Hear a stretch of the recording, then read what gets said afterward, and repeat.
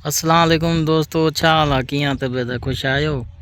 अॼु वरी तव्हांजे ख़िदमत में नई वीडियो पेश कयूं था। असां वटि सेक आईसी जो आहे KMQX। टे लफ़्ज़ छॾे चौथों लफ़्ज़ एक्स अचे त उहो 32 GB आहे सेक आईसीअ में। ऐं कुझु ॿिया बि बोर्ड आहिनि, उहे तव्हांजे अॼु पेश कंदासीं।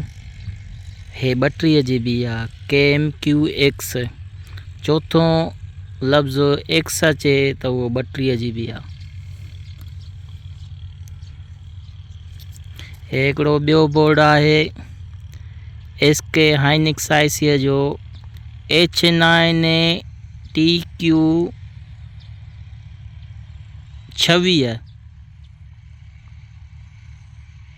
H9TQ26 चार लफ़्ज़ छॾे SK हाइनिक्स आईसीअ में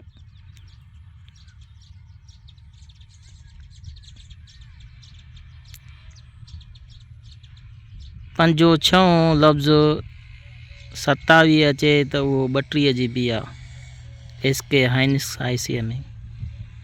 SK हाइनिक्स आईसी। ॿियो असां वटि बोर्ड आहे मशहूरु कोड KMQGD।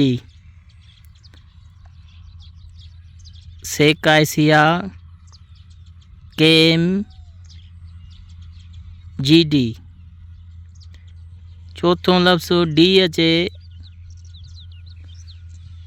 KMGD ऐं KMQD बि ईंदो आहे, KMGD बि ईंदो आहे। चौथों लफ़्ज़ D अचे त उहो 32 GB आहे सेक आईसी।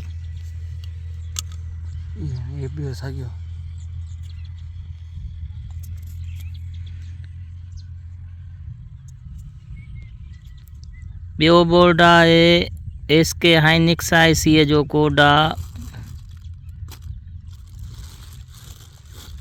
H9TQ27। H9TQ27 ऐं 26। पंजो लफ़्ज़ 26 अचे या 27 अचे उहो 32 GB आहे SK हाइनिक्स आईसीअ में। वरी तव्हांखे नेक्स्ट वीडियो में 16 GB जा बोर्ड ॿुधाईंदासीं।